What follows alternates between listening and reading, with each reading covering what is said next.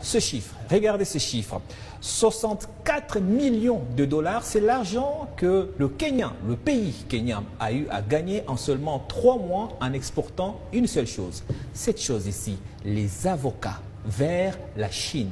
En 3 mois, ils ont encaissé 64 millions de dollars, soit une production de 7000 tonnes d'avocats. Le Kenya qui a gagné le marché chinois, comme quoi on peut gagner plus d'argent avec des choses qui n'ont rien à voir avec les mines. Je vous propose de faire le point ici avec nos amis de TV5 Monde. C'est l'un des fleurons du pays. Depuis quelques mois, cet exportateur d'avocats n'a Dieu que pour son tout dernier client et pas n'importe lequel.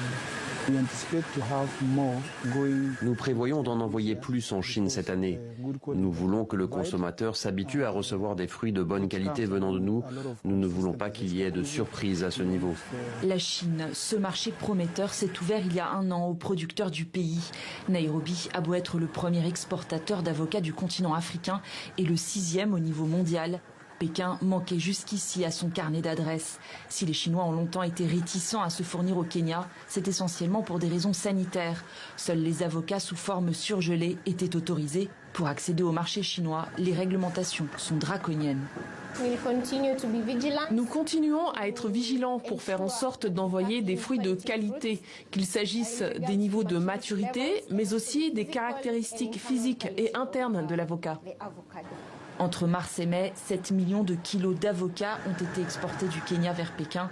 À terme, la Chine pourrait importer 40% de la récolte nationale. Entre mars et mai, 7000 tonnes d'avocats exportés, 64 millions, je répète encore ce chiffre tellement il est impressionnant. L'actuel président kenyan, M. William Ruto, quand il était encore candidat,